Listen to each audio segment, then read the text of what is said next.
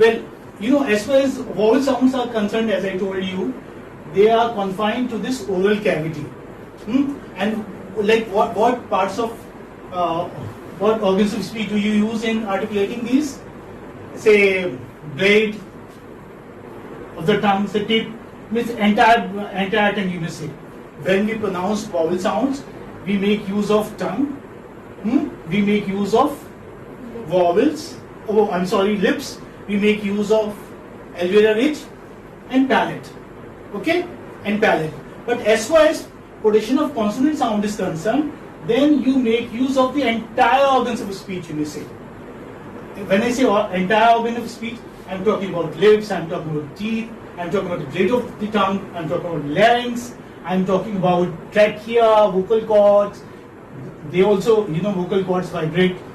In fact, they vibrate in every sound in vowels, because all vowel sounds are voiced. You make use of hard palate, soft palate. All the organs are used while producing the consonant sounds. Yes. Now, if I ask you what is constriction, tell me what is it? Narrowing or obstruction. Narrowing of the vocal tract. Vocal. Okay. Now, if there is a small question, say 1 or 2 mark question, like what is constriction, then what are we going to write? That constriction refers to the narrowing of the vocal tract. Okay? Yeah. So, any question that you would like to ask up till now here? Yes, sir. So, here, like in consonants, when we produce, you have passive articulators as well as active articulation. active articulators. Do you know what are they? Passive articulators and active articulators? Well, active articulators are actively involved in the production of speech sounds.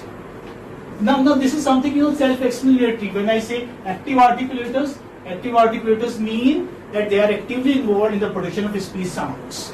For example, the lower and upper lip, because you round your lips. Listen to me. Be very, listen to me very intently, because you are going to write. This is the way I am telling you. So when I say, there is always a question.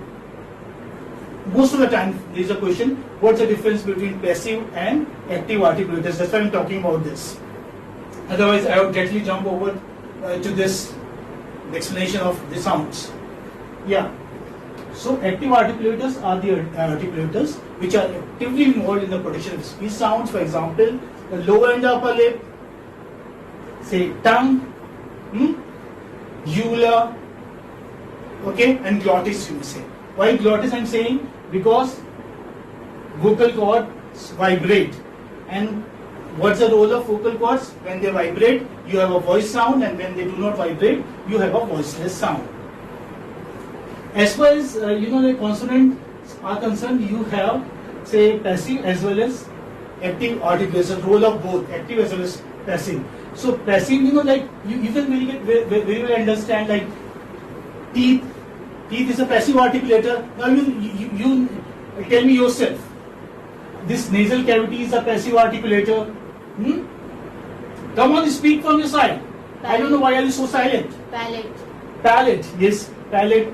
This is also a passive articulator. What do you mean? What do we mean by passiveness? It doesn't move. It is involved in the articulation of sound, but it does not move. Active articulators move, but they do not move. Passive articulators do not move, like trachea, velar, pharynx, and all. Is that okay? Yes. And nasal cavity I was talking about. So this is also a passive articulatory area through which you pronounce sounds mo, no, and Okay, these sounds are produced through the nasal cavity. Okay. Okay. Now let us try to understand this consonant chart. I hope you understand. You understood the difference between vowels and consonants. Yes, sir. You understood passive and active articulators also. Yes, sir. Now, it is not only conventional but also useful to understand these English consonants, or say let's say consonants of any language for that matter, with the help of the chart. So vertical columns here, okay, like vertical columns you have this way, vertical columns, they represent places of articulation, and the horizontal, okay, horizontal represent manner of articulation. Okay, now let us understand place of articulation. First you have the first column here, you have bilabial. Okay, bilabial, I am writing bilabial. See, bi, you can very well understand bi means two and labial means lips. So here in the articulation of bilabial sounds, your both lips are involved. That is why it is called as bilabial. Bilabial. Is that okay? So in a bilabial consonant, both lower and the upper lip, okay, come close and touch each other. For example, in sounds like pa, ba, ma, and wa. Okay, pa, ba, ma, and wa. These are the bilabial sounds, and in the production of bilabial sounds, your upper and the lower lip come close together and touch each other. Right? This you understand the first term, bilabial. Now I move on to the next term, that is labiodental.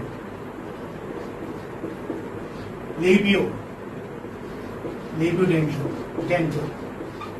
Now labio again means lips. Okay, so lips plus teeth. So you can write here, okay, in simple language if you like, lips plus teeth. Lips plus teeth give you labiodental. So in a labiodental consonant, the lower lip come close and touches the upper teeth. Okay, look at me. See, when you produce sounds like, this is how consonant sounds are produced. But since I am not audible to everybody here, so I would like to say fa, fa, fa, fa.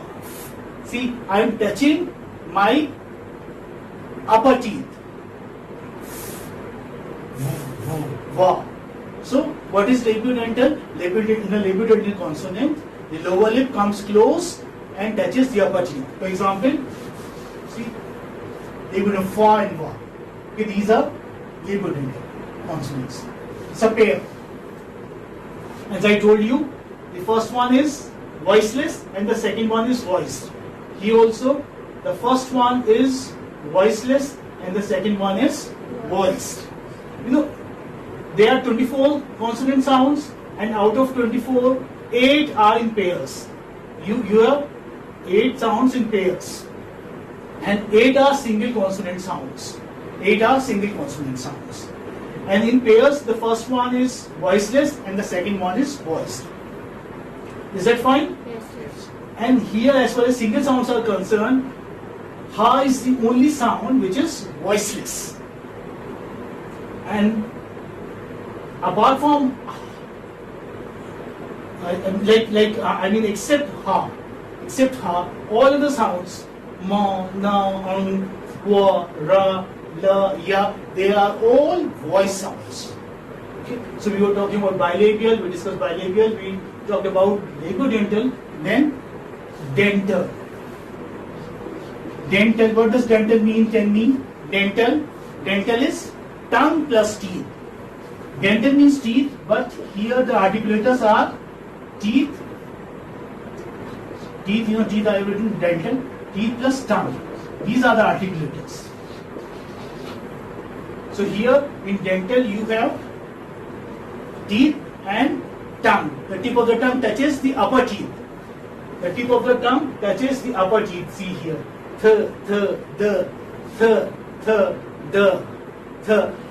say if you say thought, think, or say this, or then, if your tongue is not touching the upper edge of teeth, that means you are not pronouncing the word correctly. Remember this. So it ought to touch. The tip of the tongue ought to touch the upper teeth. Then only you pronounce the word letter correctly or the sound correctly. Think, thought. Okay. This you understood? Yes, sir. We are moving one by one. From left to right we are moving.